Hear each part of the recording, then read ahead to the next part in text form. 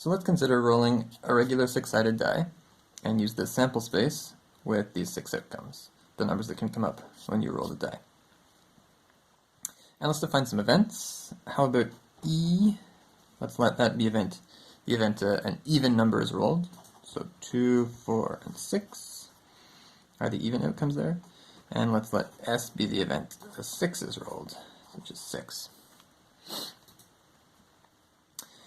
So now let's talk about how to assign probabilities to these events.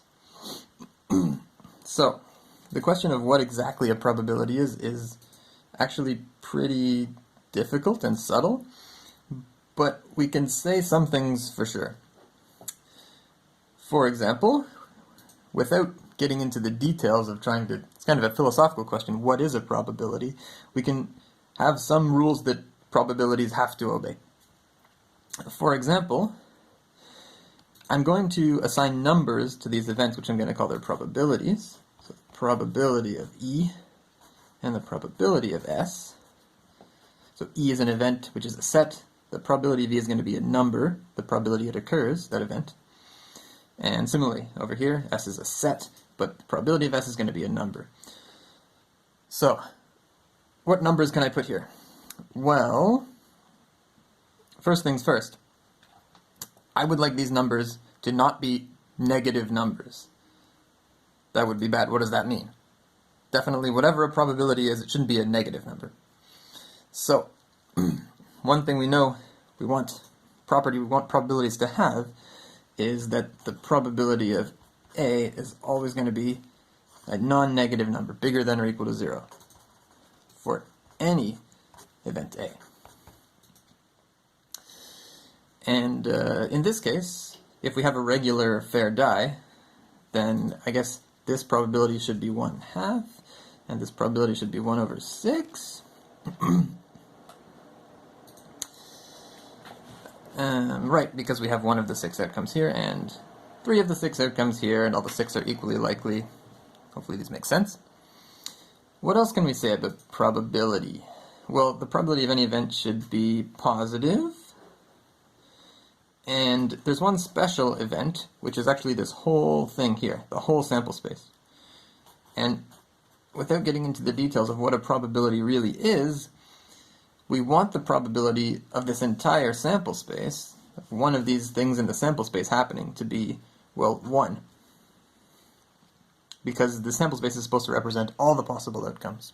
So the probability one of those occurs should be 1, otherwise we're missing some outcomes, and it isn't really a sample space for the thing we're doing. Cool, so those things, these two facts, are actually the first 2 Kolmogorov axioms. So there are 3 Kolmogorov axioms for probability, and as long as you assign probabilities to events obeying these rules, these Kolmogorov axioms that we'll get into soon, then all the rules and all the facts about probability we're going to talk about in the next few classes are going to be true. So all we need is that the probability of each event is bigger than 0, and the probability of the whole sample space is 1. And there's one more axiom. Well, what's that? Well, if I think of these two events, E and S, then notice that the 6 is in both. So we say these events are not mutually exclusive. However, if I consider a different pair of events, let's say same sample space, but let's consider the events E, we'll leave E the same, so an even number is rolled. But this time, let's consider this event F, which is that a 5 is rolled. So now these events are mutually exclusive because their intersection is empty, there are no outcomes in here that are in here, and vice versa. So normally, with a fair die, this probability should be 3/6, or 1/2, and this probability over here should be 1/6. And now suppose I put these two events together into a new bigger event called E union F. So that's going to contain 2, 4, 5, and 6. Well, what's the probability of E union F? Well, there are 4 outcomes in here, and if this is a regular fair die, it should be 4 out of 6.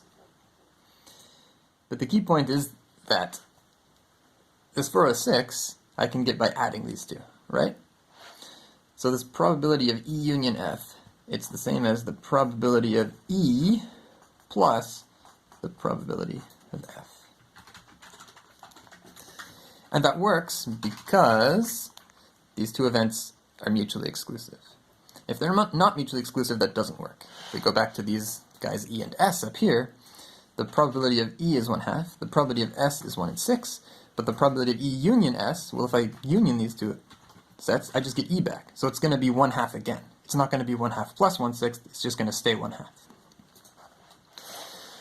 So, the third Kolmogorov axiom is that if you have any sequence of events that are mutually exclusive, then the probability of their union is the sum of their probabilities. So I can write that as the probability of the union, using this index notation, I equals 1 to infinity. I'll use infinity here. It's true for finite unions too, but strictly speaking, the axiom is usually written for infinite unions. So an infinite union of events, well, it just means I have E1 union E2 union blah blah blah in here. So on the other side, I want to have the probability of E1 plus the probability of E2 plus blah blah blah. So I'm summing up all of the probabilities of these events. If the sequence of events I, which in this case is an infinite one, is mutually exclusive.